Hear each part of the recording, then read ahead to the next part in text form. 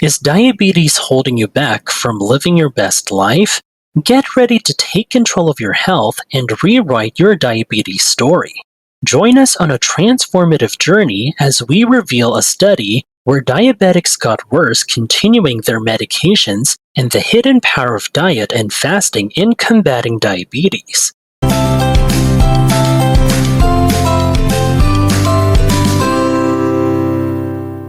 Our goal is to provide you with crucial information that empowers you to make an informed decision between drugs and dietary choices. In the September 2022 article in the New England Journal of Medicine entitled "The Glycemia Reduction in Type 2 Diabetes Glycemic Outcomes Study About Diabetes," researchers studied over 5,000 diabetic patients for 5 years. They all had diabetes for a decade, and their hemoglobin A1C levels, which show how well diabetes is controlled, were between 6.8 and 8.5. The goal was to bring these levels below 7 using different combinations of medications, including metformin, insulin, GLP-1 receptor agonists, glimepiride plus metformin, and sitagliptin. However, after 5 years, they found that 71% of the participants didn't reach the target A1C level of less than 7. While any reduction is good, not hitting the goal of less than 7 questions if it's truly effective diabetes control. It's essential to consider alternative approaches like a healthy diet, intermittent fasting, and focusing on whole foods, as many people worldwide have experienced significant improvements with A1C levels dropping to less than 6.5. Thousands of individuals have succeeded by making positive lifestyle changes, showcasing the potential impact beyond traditional medications. Now, let's dive deeper into the study. They looked closely at those who started with a hemoglobin A1C of 6.8 on medicines. What they found was not so great. Most of these people saw their A1C levels go even higher during the test. In fact, less than 7% of these patients managed to keep their A1C less than what they started with, and that was the goal. The overall reduction in A1C with the medicines was just 0.3. That's not a big change, and it shows a slow progression of the disease. No major difference was found between the various combinations of medications. While some combinations were slightly better, like the GLP-1 receptor agonist, which might be because of weight loss, the data in the article doesn't give us specific details. So, even though the study showed a small reduction in A1C, achieving the target for most patients proved challenging, and there wasn't a clear winner among the different medication combinations. Now, let's talk about something else important from the study: the side effects. Adverse effect rates, which are basically unwanted outcomes, were more than 30% for everyone. This means that over 30% of patients in each group experienced side effects. Weight gain was a common issue, affecting between 9 and 13% of patients. That's not what we want. Of course. We want weight reduction, not gain. Additionally, a lot of people, at least 30 to 35%, faced stomach issues called GI symptoms while on these medications. So, even though the study showed a small reduction in hemoglobin A1C, it's essential to consider the downsides. The progression of the disease might slow a bit, but with more than 30% of patients experiencing side effects and weight gain being a common problem, we have to question if this is the best approach for managing diabetes and if it's truly making us healthier. Stay tuned until the end, as we'll be sharing a game-changing dietary plan that promises to bring about positive transformations in your body. To prevent insulin resistance, you need to be mindful of what you put into your body.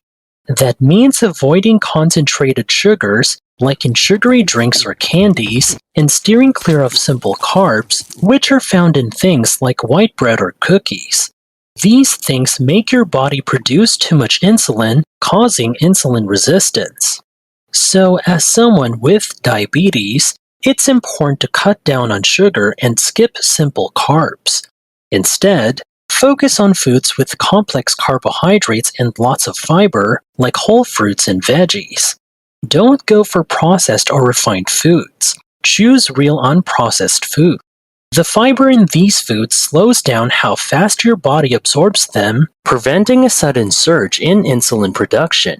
Plus, the fiber goes to your colon and gets eaten by good bacteria, producing things called short-chain fatty acids. These fatty acids improve the health of your intestines, fight inflammation, and help with insulin resistance. So, by choosing the right foods, you're giving your body a helping hand in managing diabetes. In managing diabetes, it's crucial to choose foods that reduce the production of excess insulin. Processed and refined foods lack fiber, a vital component that helps regulate insulin levels. Processed foods not only remove fiber, but also add unnecessary elements for taste, making them highly palatable and potentially addictive. Real foods, on the other hand, provide essential nutrients and fiber. While the upper part of the intestines absorbs sugars, carbs, proteins, and vitamins, the fiber travels to the lower intestines to feed the trillions of beneficial bacteria residing there. These bacteria play a vital role in producing chemicals that contribute to overall health, highlighting the importance of making wholesome food choices for both personal and bacterial well-being. So, here's the thing about those bacteria inside your gut. They're not just hanging out, they're busy workers. They eat the fiber from your food and make stuff like short-chain fatty acids and other molecules. They also munch on the good things in your food, like polyphenols, which we know are good for us. But here's the twist. They're not doing it for us. They're doing it for themselves and for you. It's a symbiotic relationship between you and your bacteria. You benefit and your bacteria benefit. Now, with the diet plan, eating whole foods and not snacking all the time, doing intermittent fasting and time-restricted feeding, these would create some positive changes in your body. There's less insulin production, more anti-inflammatory stuff from those fatty acids, and a total makeover of your microbiome. It's a win-win situation. This way of eating is actually how our bodies are supposed to be. And guess what? Thousands of people have shared their stories saying they completely turned around their diabetes. Not just getting their hemoglobin A1C down a bit, but reversing it. If you're dealing with being overweight, diabetes, or its complications, you have to think about your medicines. Talk to your doctor about them. But the big change comes from changing your diet. Once your body gets back its insulin sensitivity, your weight returns to where it should be, and you've restored your body in a whole new way. It's like giving yourself a fresh start. Understanding the dynamic relationship between our diet, gut bacteria, and overall health is key, especially for those managing diabetes. Choosing whole foods, practicing intermittent fasting, and embracing time-restricted feeding can lead to significant positive changes.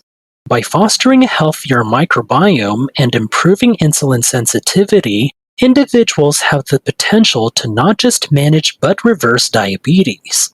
It's about teamwork. You and your gut bacteria working together for a healthier you. If you found this information valuable, remember to give the video a thumbs up, subscribe for more insightful content, and share your experiences or questions in the comments below.